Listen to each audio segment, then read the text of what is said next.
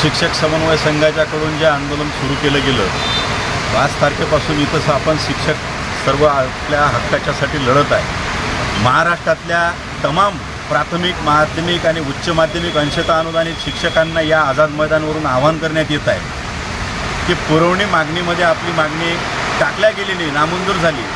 14 October 2024चा शासन आदेश काढल्यानंतर त्या आदेशाची अंमलबजावणी 1 किंवा 2 अधिवेशनामध्ये व्हायला पाहिजे होती, परंतु शासनाकडून विधिमंडळाचाही अवमान केला जात आहे आणि तुम्ही आपण जे आंदोलन आतापर्यंत केले त्या आंदोलनालाही या ठिकाणी वाटाण्याच्या अक्षता दाखवण्याचं काम शासनाकडून केलं जात आहे।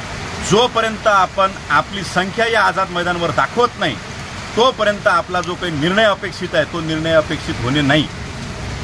दिनांक 8 व 9 तारखेला शिक्षक समन्वय संघाच्याकडून आपण शाळाबंद आंदोलन सुरू केलं गेलेलं आहे। प्रत्येक प्राथमिक, माध्यमिक व उच्च माध्यमिक शाळातील शिक्षकांना, मुख्याध्यापकांना या आझाद मैदानावरील समन्वयक आम्ही आवाहन करतो आहे की त्यांनी शिक्षकांनी मुख्याध्यापकांना पत्र द्यावं। तसं शिक्षण अधिकारी, उपसंचालक महोदयांना पत्र देण्याचं आपण सांगितलेलं आहे, पण त्यांना जर देणं झालं नाही तर आपल्या मुख्याध्यापकांना पत्र द्यायचं, स्वाक्षऱ्या करायच्या, सरळ सर्व शिक्षकांनी या आझाद मैदानावर यायचं।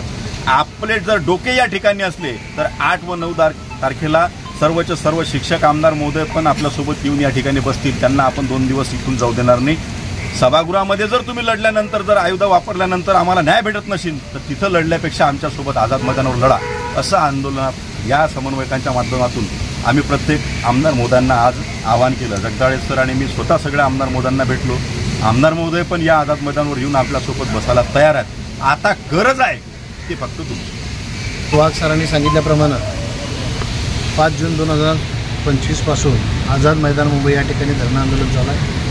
तुम्ही जे पेराल ते उगवणार आहे आणि जे पहिल्या दिवशी शासनाकडून उगवलं म्हणजे आपल्या निधीची तरतूद कोणत्याही प्रकारची शासनाने केलेली नाही। याला सर्वस्वी जबाबदार घरात बसलेले सर्व शिक्षक, मुख्याध्यापक, शिक्षकेतर कर्मचारी हेच आहे।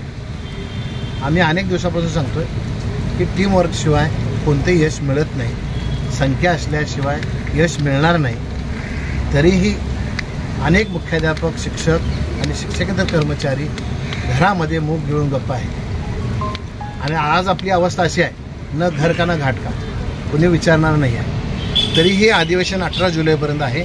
आपण काहीही करू शकतो, मनात आणलं तर काही होऊ शकतं। अंतिम अधिकार हे मुख्यमंत्र्यांना आहे। आज आम्ही सगळ्या शिक्षक आमदारांना भेटलेलो आहे। शिक्षक आमदार एकत्रितरित्या बसून याबाबत रणनीती ठरवणार आहेत। त्यांची आज बैठक आहे आणि ती परत मुख्यमंत्र्यांनी त्यांनी वेळ मागितली की वेळ द्या म्हणून आमच्या प्रश्नासंदर्भात। आणि 8 तारखेला सर्व शिक्षक आमदार आझाद मैदानामध्ये उपोषणाला दिवसभर बसणार आहे। मग अशा वेळेला राज्यातील सर्व शिक्षक, शिक्षकेतर बंधू, मुख्याध्यापक यांनी इथं उपस्थित असणं गरजेचं आहे। आता शाळा 2 दिवस जरी बंद झाल्या तर मुख्याध्यापकाच्या अधिकारामध्ये 4 सुट्ट्या असतात, त्यातल्या 2 सुट्ट्या आपण वापरू शकतो। तेव्हा कोणत्याही प्रकारचे कारणं सांगायचे नाहीत आणि ही वेळ परत येणार नाही। यातून जर दगाफटका झाला तर त्याला जबाबदार सर्वस्वी घरात बसणारे सर्व शिक्षक बंधू असणार आहेत। कोणत्याही कृती समितीला किंवा शिक्षक समन्वय संघाला कोणी दोष देऊन उपयोग होणार नाही।